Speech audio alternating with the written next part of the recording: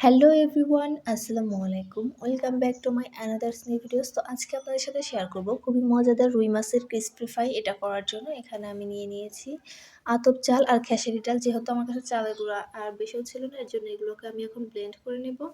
এগুলোকে খুব ভালোভাবে ব্লেন্ড করে নেব না, সামান্য একটু দানা দানা ভাব রেখে এগুলোকে ব্লেন্ড করে নেব। তো এগুলোকে ব্লেন্ড করে নেওয়া হয়ে গেলে এখন মাছ ম্যারিনেট করার জন্য আর রান্নার জন্য একটা পেস্ট করে নেব। এখানে আমি নিয়ে নিয়েছি পেঁয়াজ, নিয়ে নিয়েছি আস্ত কাঁচামরিচ, রসুন,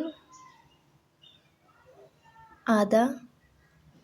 এগুলো দিয়ে দেওয়ার পর তারপর দিয়ে দেবো স্বল্প একটু পরিমাণে পানি। পানিটা দিয়ে এটাকে এখন খুব ভালোভাবে ব্লেন্ডারে ব্লেন্ড করে নেব। আর মাছটাকে ম্যারিনেশন করার জন্য এখানে আমি দিয়ে দিয়েছি স্বাদমতো লবণ, দিয়ে দিয়েছি হলুদের গুঁড়া, ধনিয়া গুঁড়া, শুকনো মরিচের গুঁড়া, দিয়ে দিয়েছি রোস্টেড জিরা,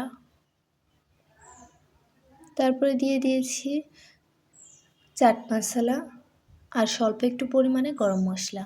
তারপর দিয়ে দিব আগে থেকেই করে রাখা যে পেস্টটা আমি করে রেখেছি, সেই পেস্টের প্রায় 2.5 চামচ পরিমাণে সেই পেস্টটা দিয়ে দেব। পেস্টটা দিয়ে দেওয়ার পর তারপরে দিয়ে দিব এখানে আমি স্বল্প একটু পরিমাণে সরিষার তেল। সরিষার তেলটা দিয়ে দেওয়ার পর এগুলোকে এখন খুবই ভালোভাবে ম্যারিনেশন করে নেব।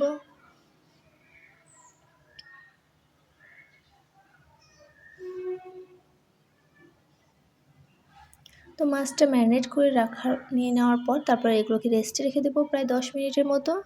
তারপর যে আগে থেকে চাল আর বেসনের একটা গুঁড়া করে নিয়ে নিয়েছিলাম, এগুলোর মধ্যে এখন মাছটাকে খুব ভালোভাবে কোট করে নিতে হবে।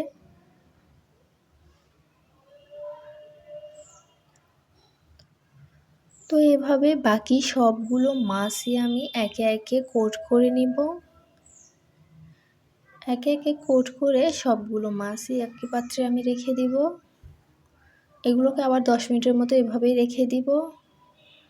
তারপরে চুলায় দিয়ে দিয়েছি আমি পর্যাপ্ত পরিমাণে সরিষার তেল। চাইলে এখানে আপনারা সয়াবিন তেলও ব্যবহার করতে পারেন।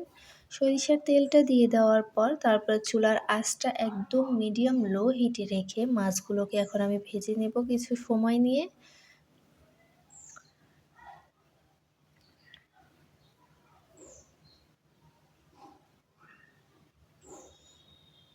এভাবে এপাশ থেকে ওপাশ বেশ কিছুবার উল্টিয়ে মাছগুলোকে ভেজে নেব। তো আমার মাছগুলো ভাজা হয়ে গিয়েছে। একে একে সবগুলো মাছই এখন আমি তুলে নেব।